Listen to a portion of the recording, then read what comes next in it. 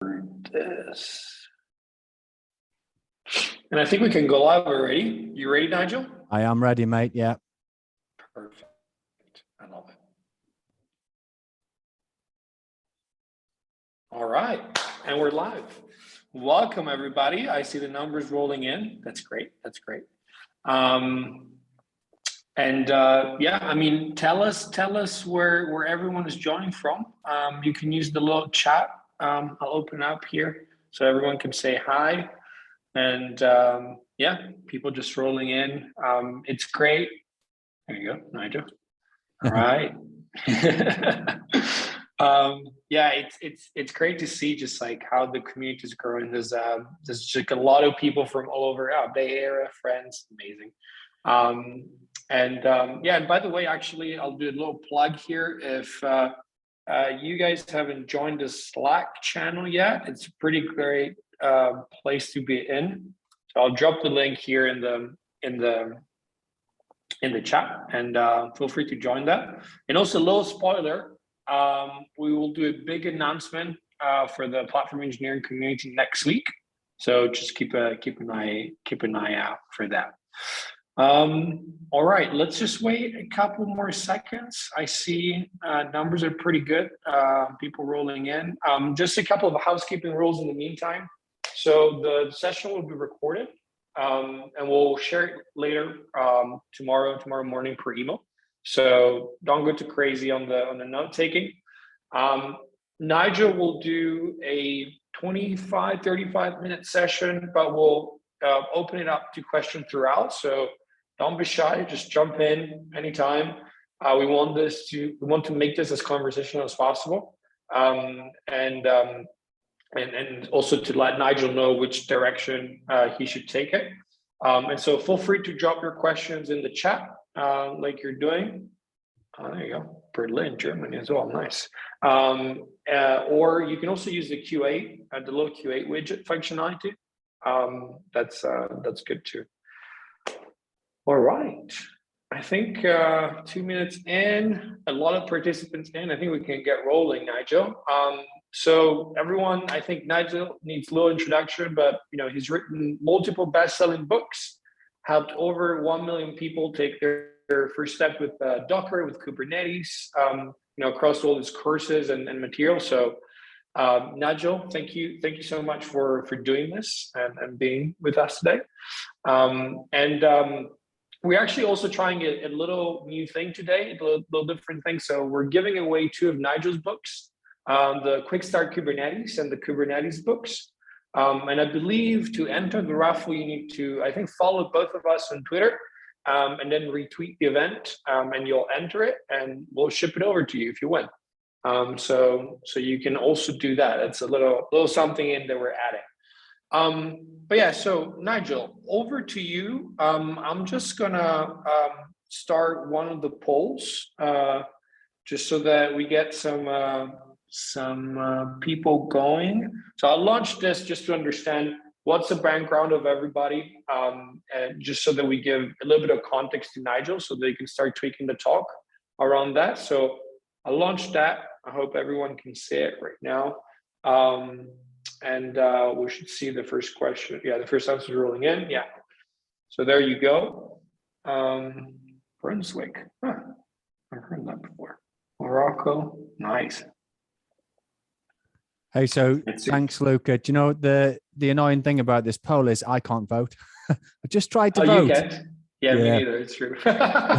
Never mind. Yeah. It's a panelist curse. But you can see the results, right? So we have most of the developers, then sysadmin after that, and then a good distribution of architect management and other, which we don't really know. All right. I think this gives enough context, and I'll shut up for now. So ending the poll, and over to you, Nigel. All right, mate. Cheers. Thank you very much. So welcome, everybody. I am going to share my screen. So, Luca, if we don't see my screen in like the next, 10 seconds, then just give me a little nudge, but you should see that now. I see you nodding. So that's a good start. All right, magic. So welcome, everybody. Super excited about this. Really appreciate your time. I think the title suggests we're looking to sort of cover off some of the fundamentals and basics around things like containers and Kubernetes. We'll touch some technology aspects, but we'll touch some aspects from like the perspective of you as an individual, your career, and maybe the company that you're working at as well. But look, let me just start rolling the slide. So this is me. I did have my blue shades on earlier today, but don't have them with me now because it's actually sunny in England today for once. But yeah, like Luca was saying, I've written a bunch of books. I've got a bunch of video training courses on pluralsight.com. I've basically, I don't know, I feel like I've lived containers and Kubernetes for, I should be careful how I say this actually. I almost was going to say for too long, but no, I feel like I've lived this kind of stuff for, going on 10 years almost now. I was quite early in with Docker. I think 0.7 was my first release that I worked with, but 0.9 was the one where I really got rocking with Docker. Early on with Kubernetes, probably since about 2014 when it was originally released as well. So I've done this kind of stuff for a while and I really do enjoy it.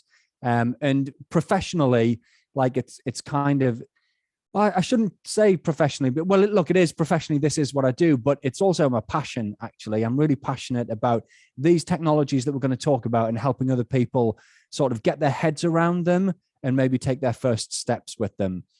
Anyway, look, let's crack on. So if you have questions, please do me a personal favor and ask the questions either in the chat window or usually preferably in the Q&A window.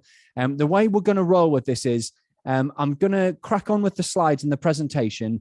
I'll speak for maybe about 10 minutes, something like that. I'll take a break. I'll grab a drink. Luca will then read out any questions that we've got and I'll have a hack at answering them. Okay. But you know what? I might not be able to answer all of the questions. Shock horror. The weird thing is, like, when you write books about things and do video training courses on a topic, sometimes people think like you know everything about it.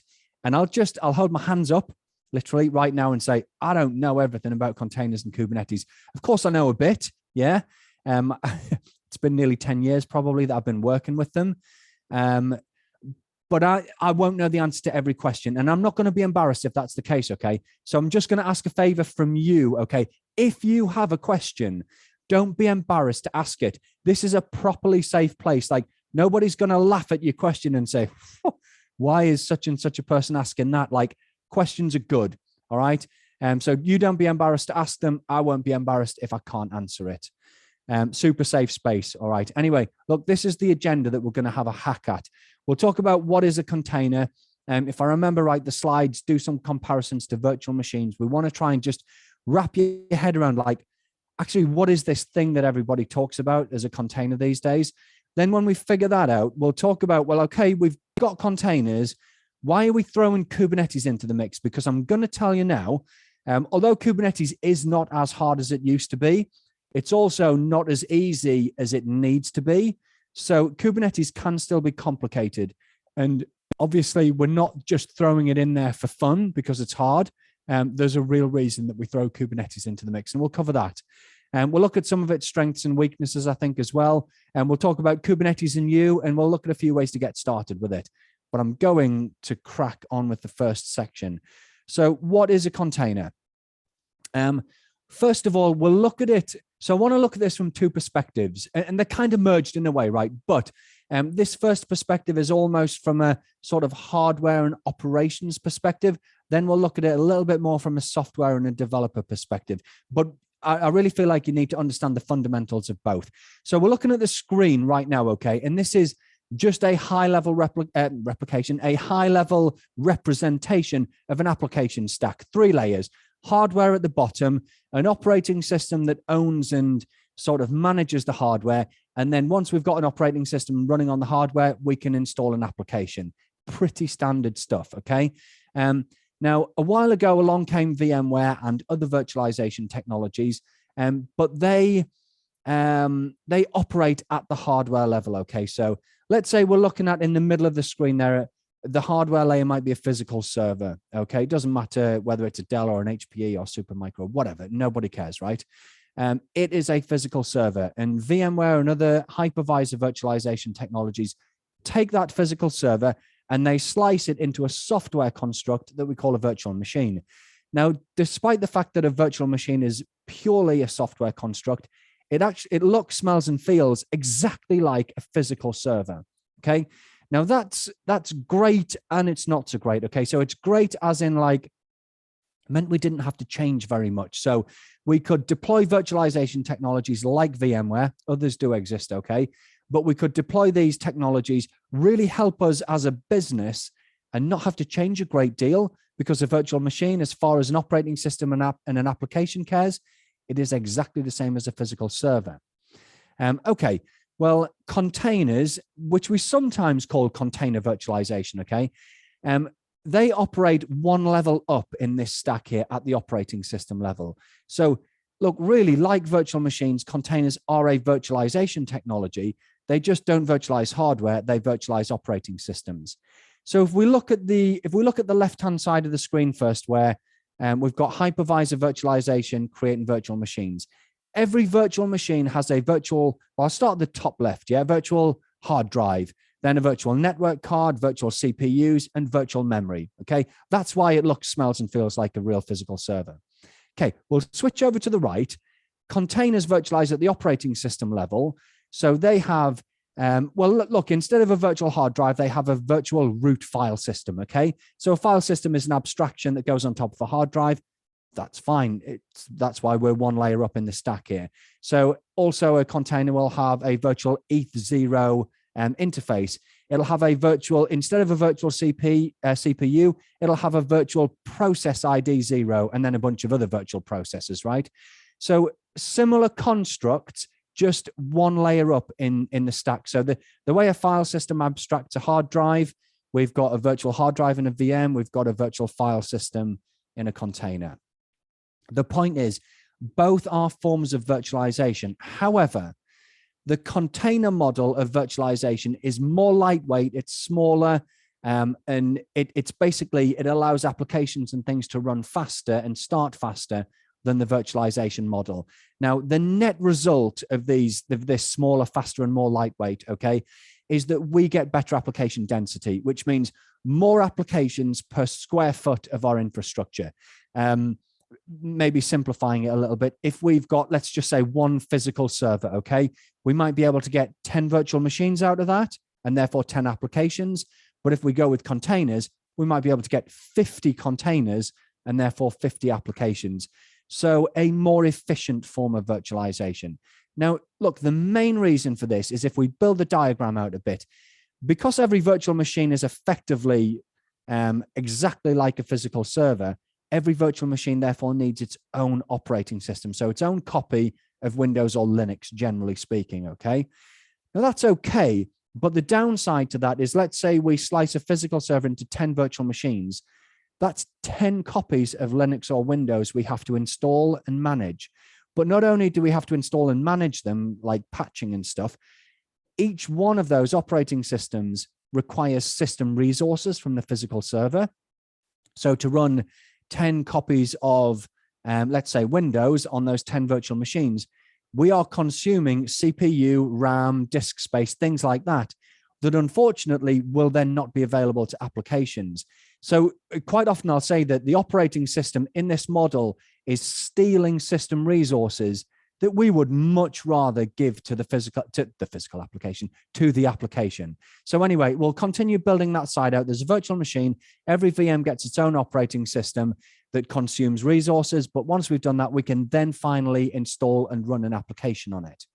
Now, if we flip over to the right-hand side, we just install applications straight into a container.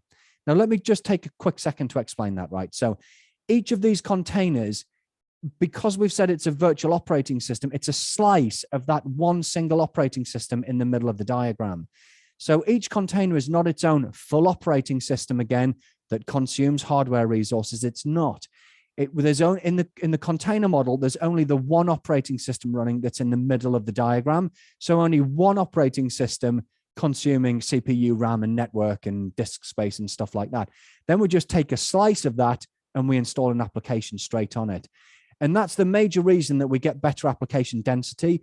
But it also means our applications start much faster than if they're virtual machines or if they're running on virtual machines. Because every time you power on a virtual machine, like literally, I know there's not a physical button to press, but there's still a virtual power on process where, it walks the PCI device tree or whatever, enumerates all the devices. Then you have to bootstrap the operating system kernel and stuff. It initializes device. All of this takes time before you can start the application. Whereas in the container model, the shared operating system in the middle of the diagram is already running. So we just fire up the application, boom, straight away. So better application density and faster application start times. Now that's kind of the operations and hardware perspective of things. We'll flip quickly. And I can see that, I can see the chat. I can't see the Q&A. I can only see one comment in the chat. If you've got questions, please do just ask. But we're going to switch quickly to the develop or the more developer view. So we're looking at some application source code here and a bunch of application dependencies, shared libraries. Yeah. Now look, to deploy an application onto, or to let's start with writing an application. Okay. To write an application to run on containers and Kubernetes is pretty much the same as just writing any application. You pick your favorite language, Python, Go, Ruby, whatever, okay? Works on VMs, works on containers, no sweat. You write your source code, you identify any dependencies. Then you use a container build tool. Now, quite often this is Docker, okay? Other build tools exist, but you use a build tool that will take your application source code and the dependencies and package it into an artifact that we call an image or a container image, okay? We then take that container image and host it in a central repository, usually a container registry, okay? You may have heard of Docker Hub. It's the most famous container registry. It exists on the internet. So yes, it's on the scary public internet, but you have your own repositories on there that you can control through role-based access control. So you can host container images with your applications in them on Docker Hub in your own private repositories, and not everybody can access them. Or if you want to, you can make them publicly available. But Docker Hub is not the only container registry. Tons exist. You can even get container registries that you can fire up and deploy yourself inside your own data center within your own firewall. Okay. And when I say data center, it can be virtual private cloud or anything. It doesn't have to be on premises. But the point is, you take application source code and dependencies, package it as a container image, share it on a registry where then different teams and environments can access that code, those applications, and run them in production as a container. And that, I believe, I'm gonna do one more thing before we do a quick break for questions. All right, gonna just talk about Kubernetes. Wait, no, there we go. I think I went ahead 2 slides by accident. I was like, that doesn't seem right. Let's take any questions if we've got them, Luca. Yeah, there are. Well, one is Docker plus Kubernetes, which I think you'll get to in a second. Okay. The other one is from Anne. She's asking, what's the difference between containers on Windows, Linux, and Mac? Okay, so I should know this. I should know the answer to this better. As far as I'm aware, there is no Mac OS containers. Okay, so I run Mac OS right on all of my devices, and I build Linux containers on them. Okay, so the difference between a Windows and a Linux container. I'm gonna wind the slides back just to help with this. Okay, so if we go back to this stack here in the middle, you've got hardware at the bottom, and then if your OS kernel that is running there is a Windows kernel, that particular node will only run Windows containers on it. Whereas if the OS kernel in the middle there is Linux, that particular machine, it can be a virtual machine in the middle, it can be a physical, it doesn't really matter, will only run Linux containers. So you will write your applications as either Linux or Windows applications. And we haven't touched on this, but it's covered in my books and things like that. But the way a container works is because it's sharing an operating system. So all of the 3 containers on the slide here are sharing that operating system in the middle. Therefore, if that operating system in the middle is Linux, every container here is a virtual Linux operating system. So you can only run Linux containers or applications on that system. If it was Windows in the middle there that's being sliced up into 3 containers, it could only run Windows applications. So you still write a Windows application or a Linux application and package it as a container image and stuff. But when you come to run it, you must run it on a machine in production that has the right operating system. And higher level tools, which we'll come to later, like Kubernetes, will make sure that that happens. So it will have intelligence in there that says, oh, this is a Windows application. I must run this on a cluster node that is running Windows. I really hope that answers the question. We also have Joseph asking whether different OS can be installed in different containers that are installed in the same physical machine. Right. Okay. So we've kind of covered that in a way from the perspective of the OS kernel. Okay. So Windows under the hood runs the Windows NT kernel. Linux under the hood runs the Linux kernel. Okay. So you cannot have an application that's written to run on Windows run on a Linux machine with containers. Okay. However, in the Linux world, you can take an application that is designed to run on Ubuntu Linux, and that will run on a shared system in the middle that might be running Red Hat, okay? Because within the container, so the container itself doesn't have a Linux kernel. The host in the middle has the kernel. And yes, okay, Red Hat and Ubuntu in different versions may run different tweaks of the kernel, but generally speaking, the core kernel is the same.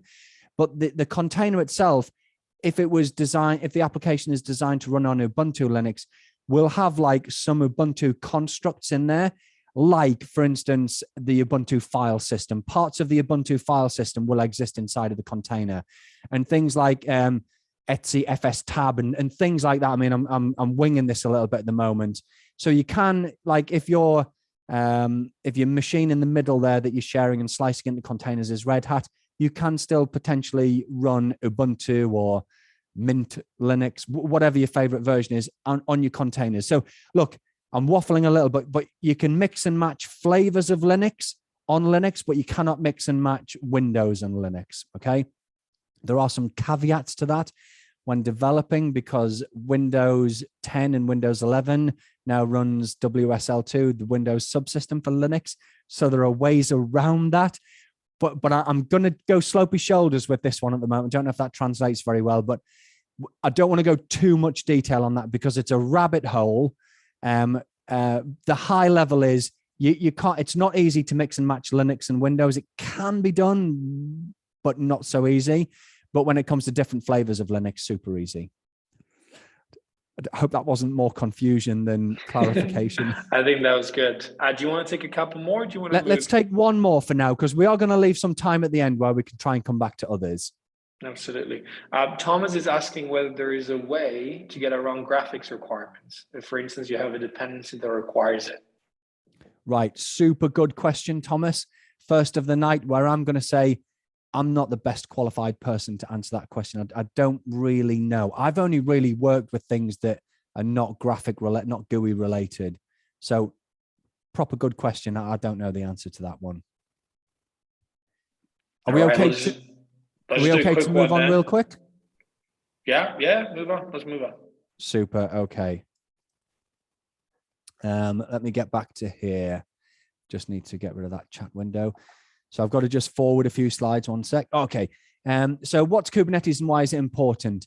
And as we go through this, right, I want to try and tackle some of the jargon that's commonly out there in the industry, right?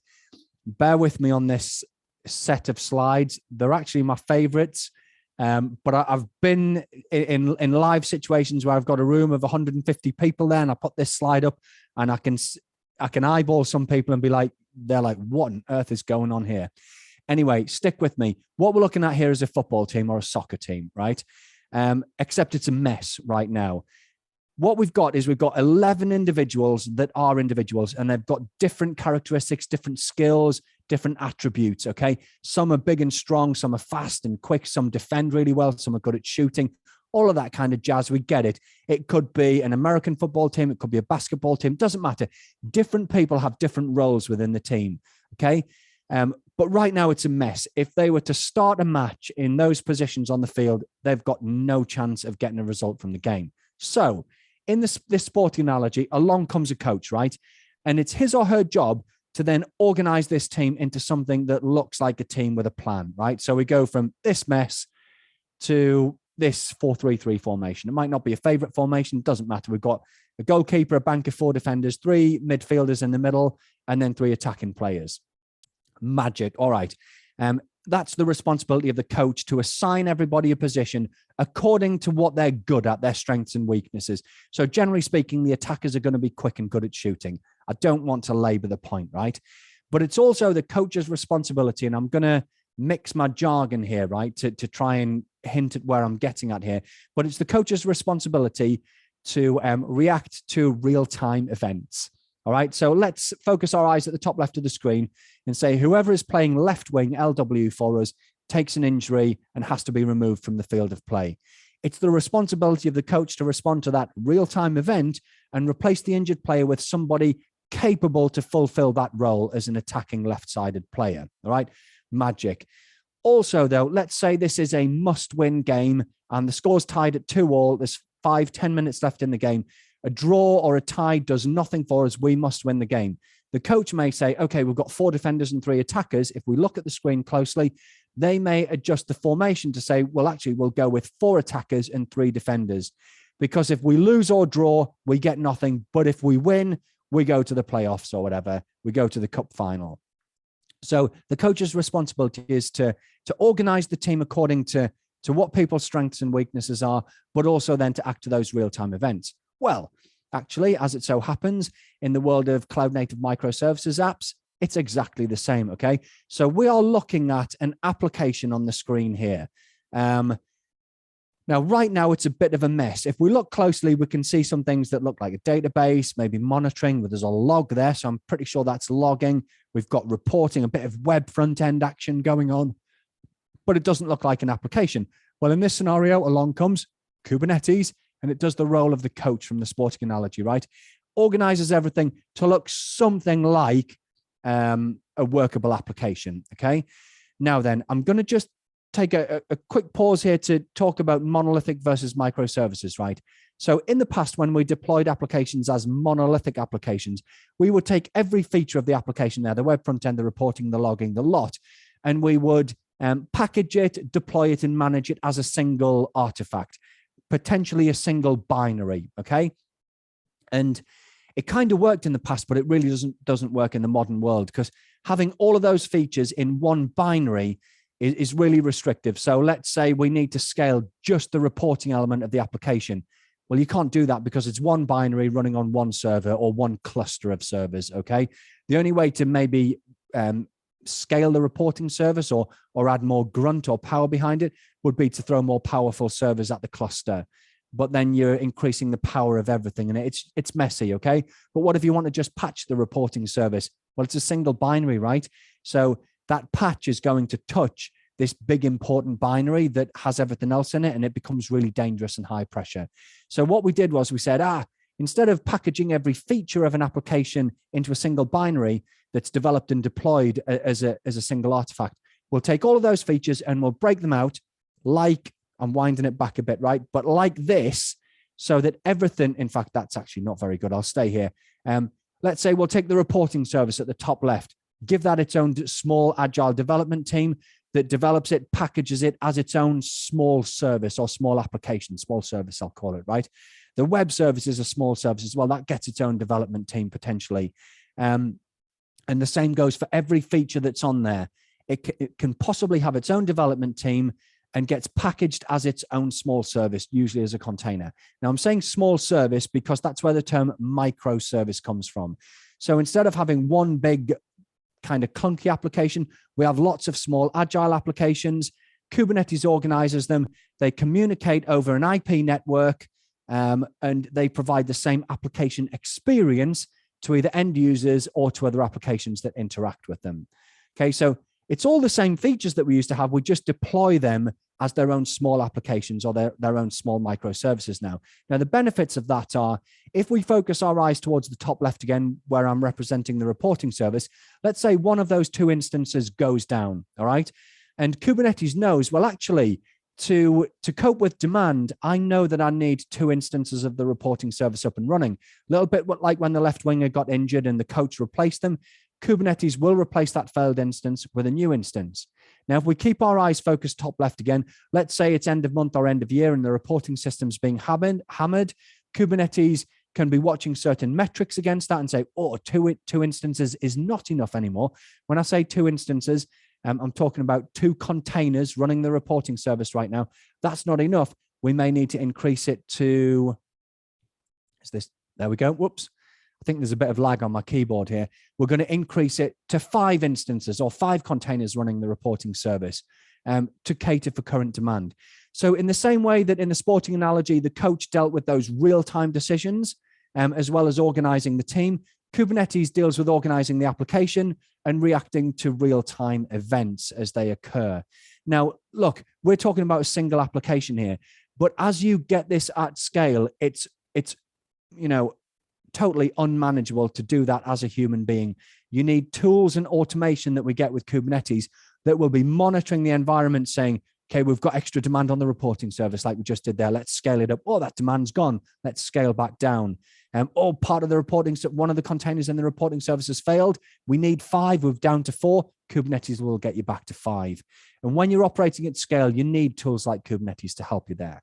Now, another piece of jargon, we're going to take a break in a second, but another piece of jargon, we refer to Kubernetes as the operating system of the cloud a lot, okay? So if we look at the screen right now, we've got our application kind of taking up the top 2/3 of the screen.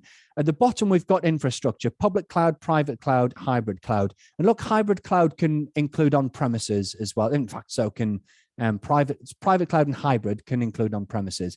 Kubernetes doesn't really care, okay? Cloud, on-premises, no sweat, all right? Instead of coding your application to run on a public cloud or to run on premises or whatever, you code your application to run on Kubernetes, right? And Kubernetes then abstracts that sort of infrastructure layer below in the same way that Windows and Linux and other operating systems abstracted the fact that it's a Dell server or it's a Supermicro server or a Compaq server or HPE server, okay? The application and the users of the application, but also the developers of the application, they don't want to care about which brand of server it is down there.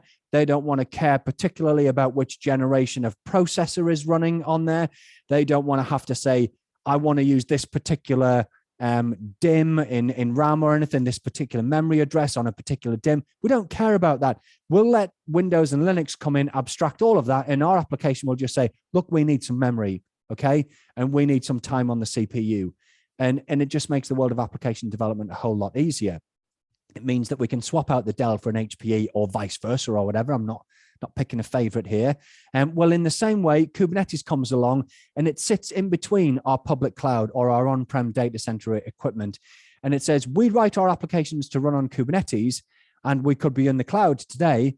And as long as we run Kubernetes on-prem, it makes it much easier for us to migrate or move or even burst our applications. I'm going the wrong way here because you wouldn't burst from the cloud into on-prem necessarily. Maybe you would, but generally speaking, you would burst in the other direction. But the point is, wherever you've got Kubernetes, you can run your applications irrespective of what the hardware or the infrastructure layer is below. Now, I'm going to caveat this, right, with just one thing. If you're on the public cloud, I'm going to just say Amazon Web Services. It doesn't matter, right? And you are directly consuming some of their proprietary features of that cloud, even though you're running Kubernetes and you want to move to, let's say, Azure or Google Cloud or Linode or somewhere. If you're consuming proprietary cloud services, it will make it more difficult to move. Whereas if you are accessing as much as you can on the underlying cloud via Kubernetes, it's then much easier to migrate. So there is small print there. And look, this is just another one saying that, as long as I don't actually put an application on the screen here, but I should put an application at the top of the screen here. And as long as that application runs on Kubernetes, look, it doesn't care. It doesn't matter what's below it. So do we have any more questions? And I'm going to just take a quick look at the time because I feel like I'm running long. We're okay. Yeah. All right. We don't have new questions. We still have, let's see, in the Q&A, Kumar asking, is all modern software development based on containers? Are there other models? Right. So I wouldn't, no, certainly not all modern software development is based on containers. But what I would say, right, is that some modern software development is still based on the mainframe.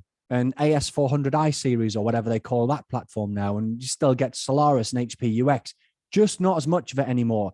So containers, and we'll come to this a little bit later on actually, it's more and more becoming the predominant way to develop applications.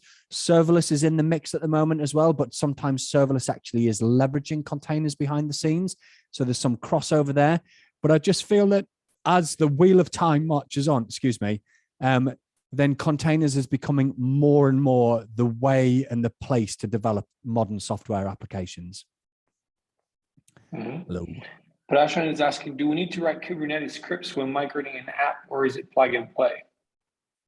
Do we need to write Kubernetes scripts when migrating? Okay. I'm just going to see if I can actually see that question. Oh yeah, do we need to write? Right. So this is a tricky question. So it shows some of the complexity of what we're dealing with here, right? So when we moved to virtual machines, right, we just took our applications as they were, we lifted and shifted them onto virtual machines, okay? And we got a bunch of advantages, right? You know, we faster to market, we were sweating our corporate assets a lot better, and all that kind of jazz, right? To move to containers and Kubernetes, you can take your existing sort of monolithic applications and move them into containers that are managed by Kubernetes, but you're missing out on the benefits if you do it that way. You really need to look at your applications and then refactor them as microservices applications. So break them up into lots of small applications and deploy and manage them like that. Now, there is no trick or silver bullet or easy way to do that, okay? It's hard work, but you get the benefits. But not only do you get the benefits, right? Like imagine where you would be if you as an individual or as an organization had never bothered to go down the route of virtual machines, right? You'd still be doing one application per physical server, waiting ages for that server to be developed, delivered, racked and stacked, plugged into the network. It'd cost a fortune, right? You'd be behind.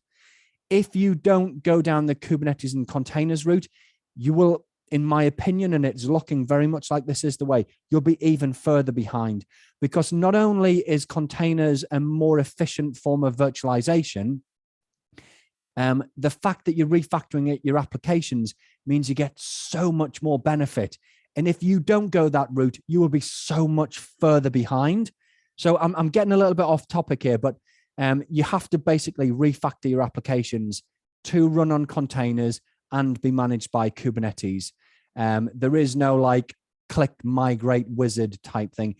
You can sort of move your old apps across, but you're just not going to be getting the benefits if you do that. So it's not a case of like, there's a script to migrate this app.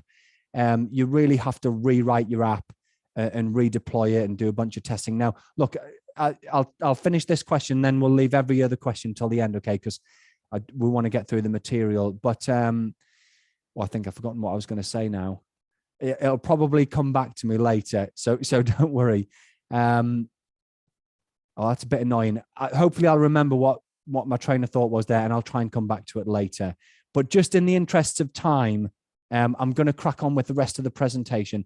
I'm not like, honestly, I love your questions, don't get me wrong, and I'm not avoiding them. We're going to just get through this and keep as much time as we can at the end for questions. So Kubernetes and you, right? So going to talk about you as a company and then you as an individual, right? And the things are very similar, okay? But you'll see in a second. So you and your company, right? Why would your company bother to deploy Kubernetes? There's that keyboard lag again. Okay. As an organization, if you deploy Kubernetes and containers, you are going to be able to attract the best people. So the best designers, the best architects, the best developers, the best operations staff, because generally speaking, and I mean no disrespect to anybody when I say this, right? Because in my last, well, not my last real job before I worked for myself, but the one before that, I sat next to the guy that was in charge of mainframe deployments, top guy, and the organization, it was a bank, was spending a lot of money on mainframes and they were doing some amazing stuff. So don't get me wrong. I know that, you know, not everything is all about containers, but more and more it is becoming about containers. And the best people want to work with the best technologies. And not just because those technologies are cool, but because they're offering so much more than we used to get. Like a simple example I'll give right now is the way that we can inspect our software and find and identify vulnerabilities and fix those vulnerabilities. The tools that we have to do that with containers and Kubernetes, we couldn't even dream of with more old traditional monolithic applications. So for instance, most container registries, when you upload your container images with all of your software and dependencies in there, most container registries will scan at a binary level your software that's in that container image, and it'll list out everything that's in there. And it'll even point out artifacts that are left over maybe from the build process that you don't need in there, that are susceptible to malicious attacks and things like that. So strip that stuff out straight away. But it will take all of your software that's in there and it will compare it to databases of known vulnerabilities. And it'll say, for example, right, the version of glibc that you're running in this particular image, it's vulnerable to this critical attack, okay? So you're at risk here, but also actually if you move to this particular version of glibc, it's patched in that version. And you get all this detailed reporting of things that you didn't even know you were potentially vulnerable to.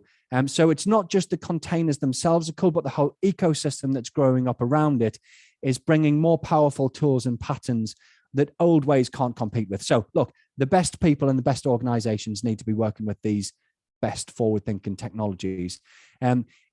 I've kind of covered this as in ride the wave, because riding the wave and future-proofing your stuff is like, if you go to containers and Kubernetes today, tomorrow you can start leveraging all this stuff like I just talked about there about security vulnerabilities and things, but it's not just that, right? Across the board, the networking things, the storage things that we're able to do are way better than we used to be able to do. So by going containers and Kubernetes today, you are setting your organization and departments and teams and applications up to be in a better position tomorrow for all of the better stuff that's coming. Now, for you as an individual, for your personal career, this is just a flip of the attract the best people on the left-hand side, right? If you have skills and learn skills in these technologies, you're going to get the best roles within your organization, okay? And you're going to be able to apply for better jobs in other organizations potentially. I'm going to say that although Kubernetes has been around since the summer of 2014 and Docker a little bit before that, we are still very much at the early stage of things. So if you're not on board with this stuff yet, you haven't missed the boat, but it is becoming more and more popular. So we're still in the early stages. It's still a good time to get on board and skill up and become an expert in this area, and become potentially even a leading name in it. So by doing that, getting on board with these, you're future-proofing your career. How do we get started? Okay, this is a cheap slide, right? These are some of my books. I've got others now as well. The logo on the right-hand side, I should put some words under that. That's pluralsight.com, where I've got a bunch of my training videos, which I'm reliably informed are highly entertaining and a lot of fun to take. They're not hard work. You're not going to get bored and fall asleep during them. They're a lot of fun. But also, it's never been easier to get your hands on with technology than it is today. So like when I was learning Novell NetWare and Windows NT4 back in the early days of my career, some of you might even not know what those are, right? They're old technologies that when I was passionate about learning those, I had to beg my boss at work to give me 2 old PCs with a monitor that you kind of needed a forklift truck just to lift, put that up in the corner of my bedroom, turned it on. It sounded like an aircraft was landing in the bedroom. It took 5 hours to build an NT domain, I remember. And one of the best ways is to learn something is to break stuff. So I'd play around with NT, I'd break it. 5 hours to build it again. Floppy disks, 3 hours when it was CDs. We're not in that world anymore. You can get Kubernetes and Docker on your laptop and you can play around with it and learn it till your heart's content. Also, a lot of the public clouds out there offer a free tier where you can spin up Kubernetes and containers in there for free for a short period and learn. So it's never been easier to learn. The books, the videos can get you started. You can get your hands on easier than ever before. And I'm done. So Luca, let's see if we can have a hack at some of those questions. Absolutely, and there's plenty rolling in. Right. So we have A very general one by Aaron, Kubernetes advantages versus disadvantages. Maybe you can do a quick summary in this. Yeah. So certainly a disadvantage is it's complex and it's hard. It's on a journey there, though. So it used to be a lot harder, like almost you would need a team of kernel engineers to spin up a production grade Kubernetes cluster.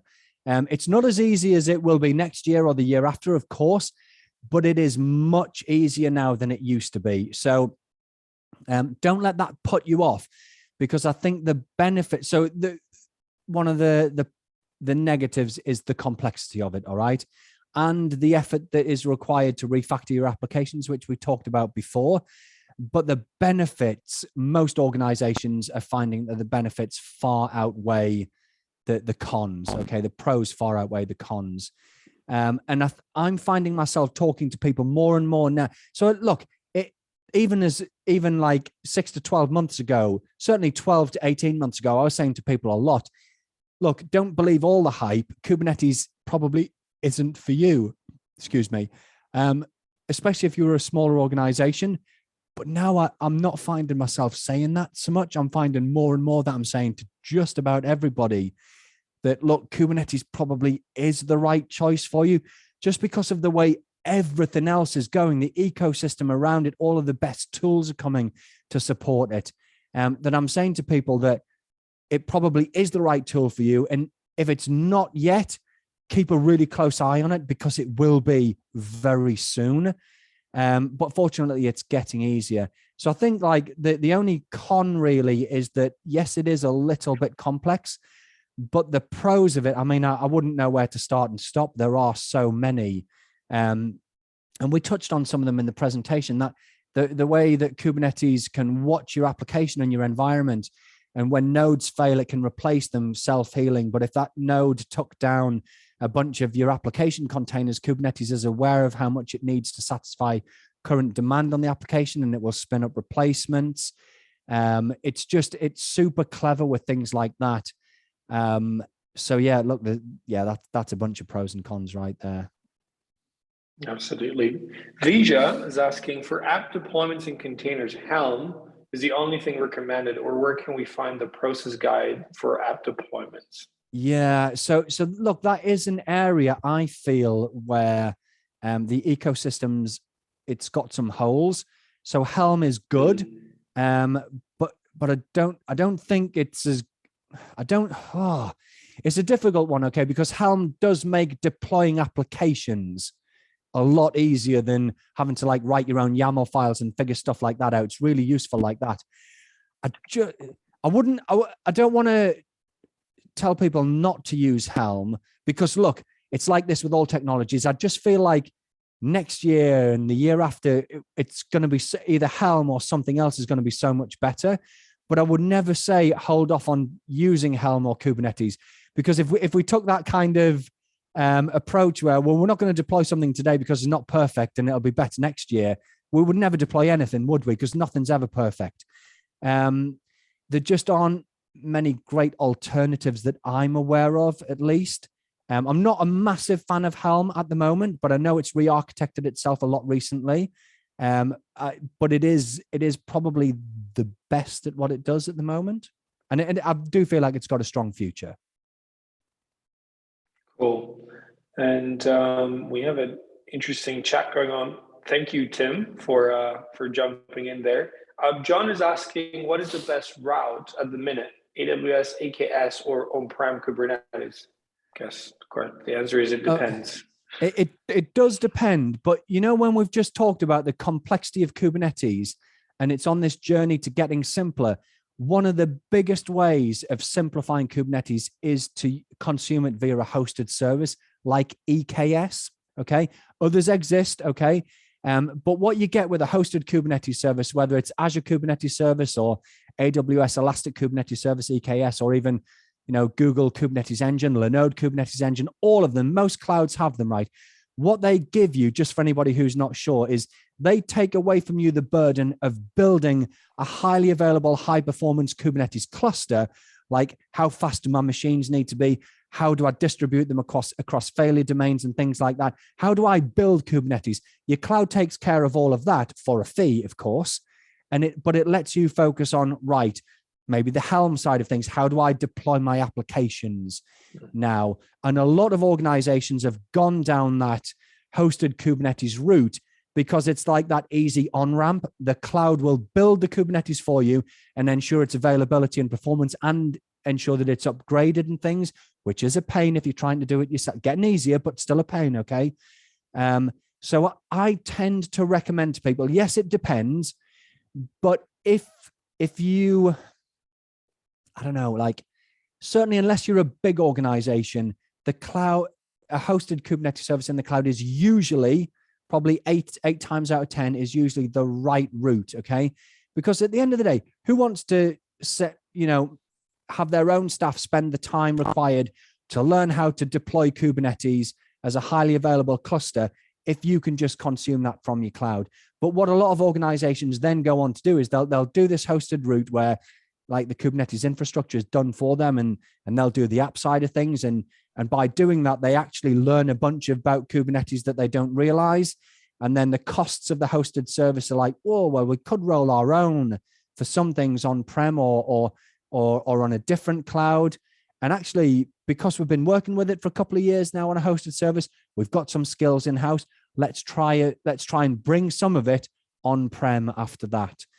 Look, I tend to waffle a bit sometimes, Luca, with these answers. You're right when you say it does depend, but I do feel like, those first steps with a hosted Kubernetes service like EKS, you take your first steps on that, you get more confident, then you may want to roll your own on premises. However, if you find that model works for you and you can get the costs to work for you, then why would you try and learn to deploy your own if you don't have to? Okay, really depends. Yeah, and I think it's really important to provide that context around what's the progression, right? On that, actually, Jonas is asking, what skills would you recommend to get a job in Kubernetes? And do you need development skills?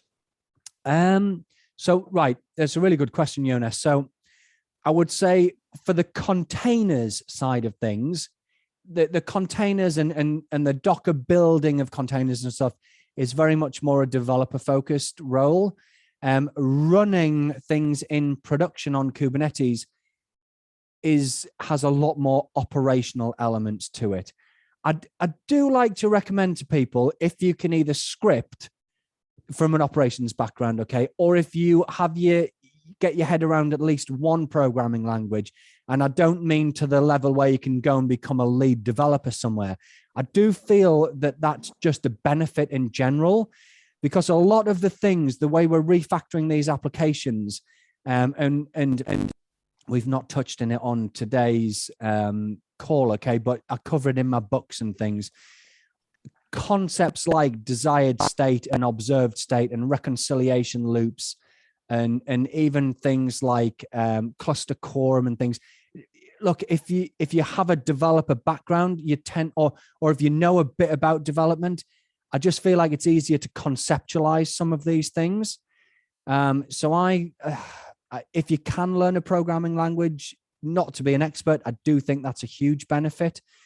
But there's no substitute when it comes to, production and live production environments. Like if you've got operations experience managing, even if it's, I don't know, Oracle and SQL Server clusters and Exchange clusters and things from even back in the past, there's no substitute for having that kind of experience. But I do feel like, look, it's not that one of the hardest things that this isn't a skill or a tool necessarily, right?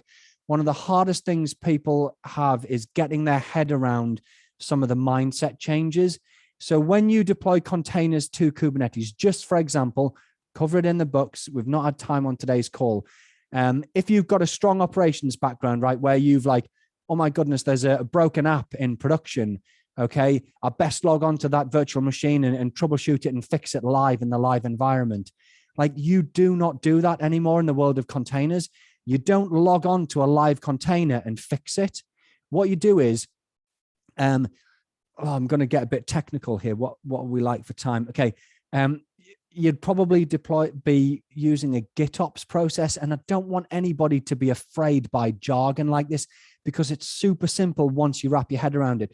Something's not working in production. you go and look at the actual code or the actual image in a GitHub repo, usually, okay? And you'll make a branch of this. Don't be afraid if you've never used GitHub before. It's dead simple, right? Make a branch of this. You figure it out. You build a new version of it, and you deploy that over the top of the broken version in production. And the reason is you don't want your live production environment to stray from what you've got in your master branch of GitHub. Oh gosh, I'm too much jargon for people that don't know this. Please don't be afraid by it, because it's dead simple. Honestly, it's not hard. But if you go and log on to something let's give you an example, right? Let's say you've got something deployed in production, and it's not working today, and somebody logs onto the live production Kubernetes environment and fixes it by tweaking a network policy in Kubernetes. Okay, what a hero! Brilliant, well done, high fives. It's working now. Later on in the day, somebody else follows the GitOps process of deploying a new application, but they merge it into the same master branch that's got the old versions of the network policies. Okay, that gets merged into the master branch, and a continuous deployment process kicks off that automates rolling that out into the production environment. But it doesn't just roll out the new application, it rolls out the whole configuration again, which has got the old versions of the network policies. So we were high-fiving earlier because somebody had gone on the live environment and fixed it. But later on in the day, we follow our new process and we overwrite the fix, and suddenly we're in the wrong position again. So look, I just wish maybe we had time to go more into stuff like this. For me, what I find is that, especially if you come from an operations background, it's just getting your head around some of the different ways that we do things, the different patterns, okay? But honestly, once you get your head around those things, you're like, oh my goodness, I totally get the benefits of this, and like why we're not logging on to live production environments and fixing things and then forgetting to document it. And then 3 months down the line, we're like, oh, this isn't quite the same as our image that we want. Oh, honestly, it's just getting your head around those things that is the biggest hurdle for a lot of people. Picking up the skills of how to build containers and how to work Kubernetes, I mean, that's relatively simple. It's just learning a new platform at the end of the day. Sorry, Luca, mate, I am waffling like crazy again. I hope that made sense. People are loving it. In fact, Nem is asking if there's other sessions like this coming up. Maybe you need to ask Nigel. Maybe will join us again. Look, I'm just seeing Henry Chan as well there saying Argo CD for the win. So that's a GitOps tool, an Argo CD or Flux CD if you want them to learn it, because I feel like Flux is a little bit simpler. But tools like this, boom, honestly, they're game changing.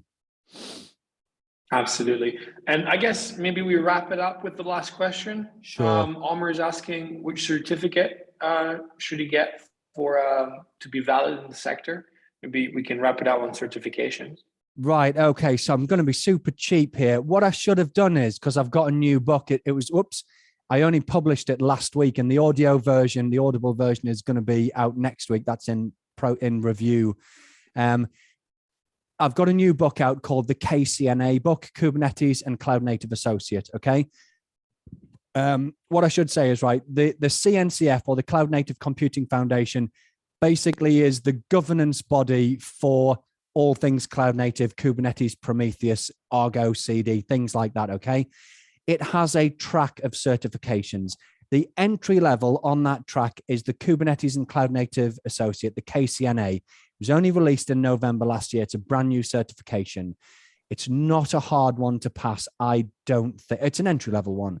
After that, then you go Certified Kubernetes Application Developer, CKAD, which is more of a hands-on. So the KCNA is a multiple choice, old-fashioned style certification, entry level. After that, you start getting the hands-on stuff, which are harder, but much cooler. So KCNA is the entry level. Then I recommend people go CKAD, Certified Kubernetes Application Developer.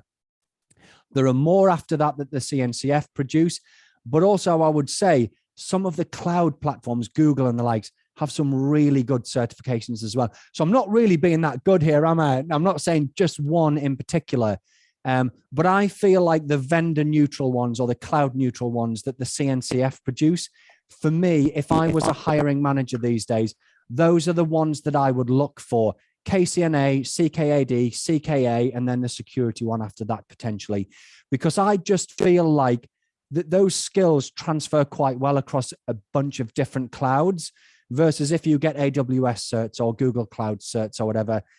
I'm not saying you're pigeonholing yourself because, look, those clouds are massive and there's always going to be work and jobs in and around those. I just feel like the CNCF ones, they're just more generic and they transfer better. That's my opinion. Sounds good. Well, Nigel, thank you so much for doing this, man. Really appreciate it. I think people loved it. We still have over 65 people here. Cool. So thank you everyone for joining, for hanging out until now. And we'll see you next week. Thank you so much, Nigel. Yeah, no, thanks everybody. It's been fun. I've enjoyed it. So yeah, I hope everybody else has. Awesome. Have a good evening, everyone. Bye-bye. Okay, ciao, ciao.